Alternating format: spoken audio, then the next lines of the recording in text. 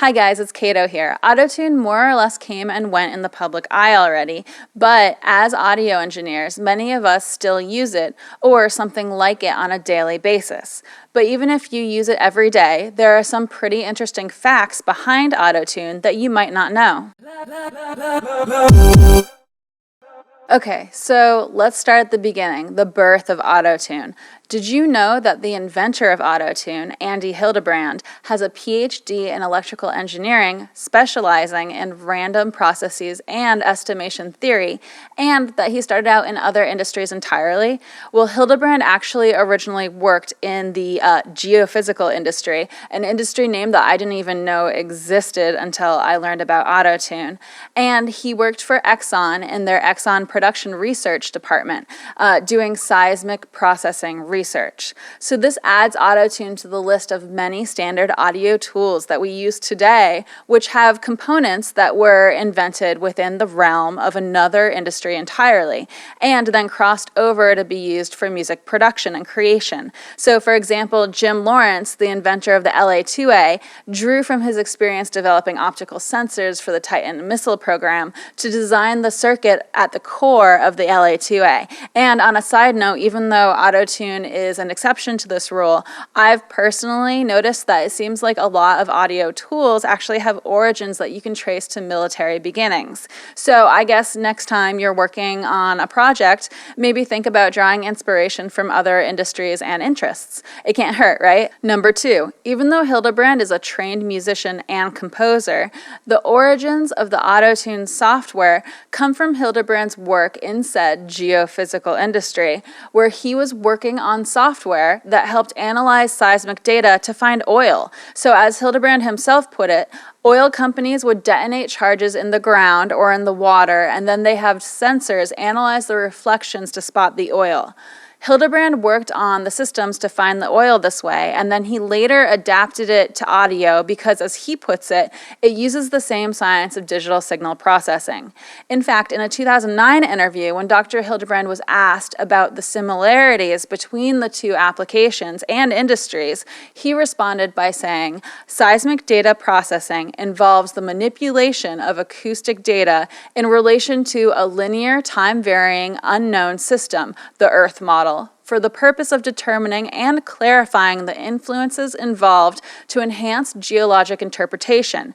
Coincident, similar technologies include correlation, statistics determination, linear predictive coding, deconvolution, synthesis, forward modeling, formant analysis, spectral enhancement, and processing integrity to minimize artifacts.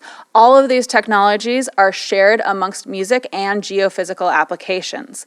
It's also pretty funny to note that he was surprised that people were interested in using his technology for music at all. He even said that he didn't think anyone in their right mind would ever use it. Number 3. Cher's song, Believe, from 1998, is generally credited as the first song to use Autotune in a distinctive way. Before that, other musicians were using it for a subtle effect. But with Believe, it was used in such a distinctive and new way that it was called the Cher Effect for quite some time. Later, T-Pain's extreme use of it became known as the T-Pain effect, and Autotune was definitely a central component to his sound. T-Pain worked in conjunction with Hildebrand's company, now called Antares Audio Technologies, for quite some time. However, he eventually got tired of teaming up with them, and he broke away from Autotune after a while, teaming up with Isotope and creating his own brand with products that mimicked Autotune, calling it the T-Pain effect. I don't think his products did anything close to as well as Autotune did in the market, and I even found a quote from Hildebrand speaking in regards to T-Pain jumping ship and going into competition against them. He said, "We studied our data to see if he really affected us or not. Our sales neither went up or down due to his involvement. He was remarkably ineffectual." Number 4, and this is a quick one. For you computer science nerds out there, Autotune is actually programmed in C++. And for fact number 5, a fun one. So Andy Hildebrand had a wildly successful career, and he clearly demonstrated his genius in math and science. For example, just think about the fact that he didn't even invent autotune until after retiring, or that he was playing flute professionally as a studio musician by age 16, or just do a little research into the math behind autotune and leading up to its creation, and your mind will be blown. But despite the clear evidence that this guy is a genius, he failed first grade and is said to only occasionally have gotten A's as a high school senior. So that's it. 5 facts that I think are fairly lesser known things about autotune.